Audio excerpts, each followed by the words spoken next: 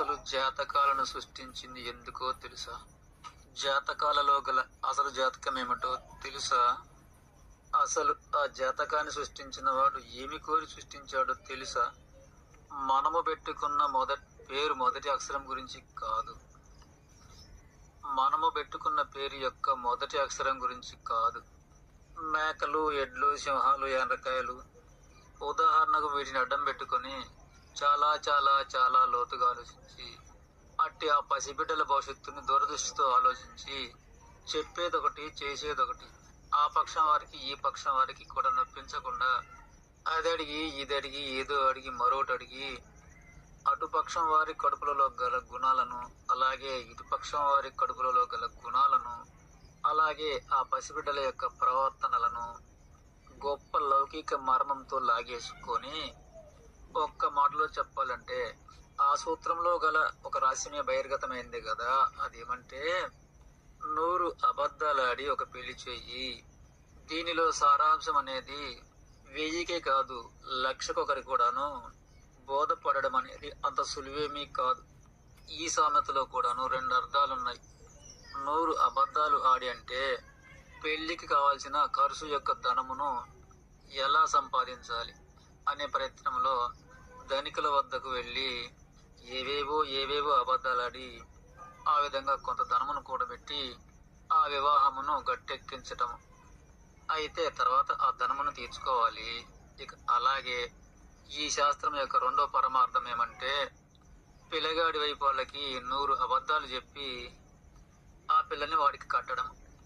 ఆ పిల్ల చెడ్డదే కావచ్చు, అది చెడుదారు నడిచేదే కావచ్చు, లేక నెల తప్పిందే కావచ్చు, లేక అదు తప్పిందే కావచ్చు, లేక బలవంతులు ఒత్తిడి చేసేదే కావచ్చు, లేక ఆ పిల్లవాడి కుటుంబం మంచిదై ఉంటే ఎటు చేసి ఆ సంబంధమే అందుకోవాలి అనే ప్రయత్నమే కావచ్చు, లేక ఆ పిల్లని వాడికి కట్టిన తర్వాత ఆ ఇంటి మీద పడి బ్రతకొచ్చు అనే ప్రయత్నము కావచ్చు, లేక పిల్ల తరపులు క్రూరులై ఆ సంబంధాన్ని ఎవరు చేసుకోకపోతే తెలివిగా కొత్త వారికి ఈ విధంగా కట్టడమే కావచ్చు.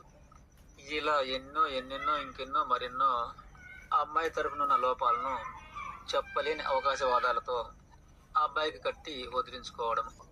ఇక అలాగే ఆ అబ్బాయి విషయానికి వస్తే కూడాను ఆ అబ్బాయి దొంగే కావచ్చు, సోమరితనమే కావచ్చు, దుర్వ్యసనాలు వాడే కావచ్చు, ఏవైనా జబ్బులు ఆవరించి ఉండొచ్చు, ఎవరైనా పగవారు పగబట్టి ఉండొచ్చు.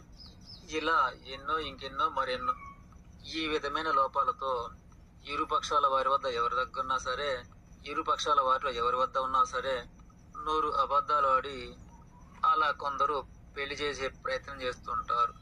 ఇది అలనాడు జాతకాల పేరున సమస్త జ్ఞానాలు ఎరిగిన పండితుల వద్దకు వెళ్ళి ఇటువంటి లక్షణాలున్న కుటుంబాలను అవతల కుటుంబం వారు అన్యాయం కాకుండా ఆ ఇరు వర్గాల వారిని ఆ విధంగా అనుభవజ్ఞులైన ఆ పండితులు వారి యొక్క అవకాశవాదాలను వారిని వల్లించి పసిగట్టి ఈ పక్కవారు అమాయకులు, ఆ పక్కవారు క్రూరులు, ఇది అవకాశవాదము, ఇది ఒక ఎర లాంటిది, లౌకిక తెలివితో చేపకు గాలం వేసినట్లుగా సంబంధాన్ని చిక్కించుకునే ప్రయత్నం చేస్తున్నారు.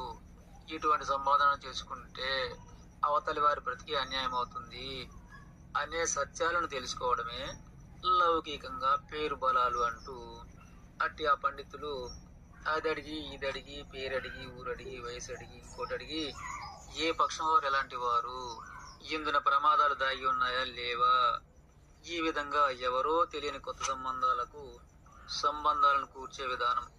ఎటో ఒక పక్క అవకాశవాదం అనేది కనిపిస్తే ఇక అనుభవజ్ఞులైన పండితులు కదా వారు, ఇక అప్పుడు జాతకం కలవలేదని, ఒరుగులు కలవలేదని, పేరు బలాలు కలవలేదని ఇలా ఎవరిని నొప్పించకుండా అసలు విషయాలే బయటికి పొక్కకుండా యువతలి వారికి మేలు చేసే ప్రయత్నములు.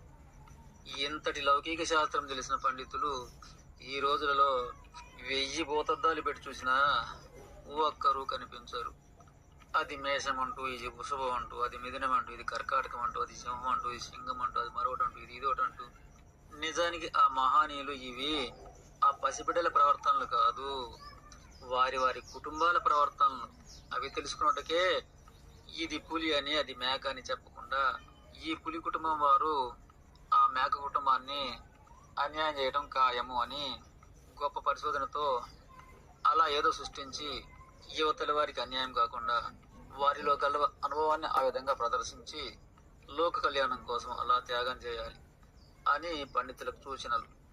అయితే ఆ ఇరు వర్గాల వారును అంతకు ముందే ఒకరికొకరు తెలిసి ఉంటే దగ్గర బంధువులే అయితే దీనికి జాతకాలు, పేర్లు, ఒరుగులు ఇవన్నీ కూడా నటించినా ఆడ మేక లేదు, పులి లేదు, పిల్లి లేదు, ఎలక లేదు. ఒకరి కుటుంబం గురించి ఒకరికి ఎప్పుడో తెలుసు కనుక అందరికీ చూసినట్టు వారికి కూడా చూసి బేష్ షబాష్ అని. నిజానికి ఇది కూడా ఒక ఆలోచనే కదా. కొత్త సంబంధాలైనా పాత సంబంధాలైనా సరే జీవిత అనుభవాలతో కూడిన పండితులు ఈ మార్గాలను అనుసరించే వివాహాలను కలిపే ప్రయత్నం అలనాటి మహానీయులు సృష్టించారు. ఇప్పుడు కొందరు గాఢాజ్ఞానాంధకార పండితులు బయలుల్లి మేన సంబంధాలు చిన్ననాటి నుండి పేరు పెట్టుకున్నా, వారిరువురు ప్రేమించుకున్నా, వీరి పేరులో మేకుంది, వారి పేరులో పులి ఉందని ఆ విధంగా అజ్ఞానాంధకార పండితమును బోధించి ఆ విధంగా సంసారాలను, ప్రేమలను అల్లకల్లోలం చేస్తున్నారు. అంతేకాదు, ముందుగా చెప్పినట్టు కొత్త సంబంధాలైనా సరే, అవతల వాళ్ళు మోసగాళ్ళైనా సరే, చాటుగా ఎక్కువగా పారితోషికం అనేది అంటే గురుదక్షిణ అనేది మూట చెప్పగలిగితే మాత్రం యువతల పాపం అమాయక కుటుంబాలని ఈ పండితులు అనే క్రూరులు బలి పశువుగా అవతల వారికి అప్పచెప్తున్నారు. ఇది వివాహ సంబంధాలు కూర్చే విధానం.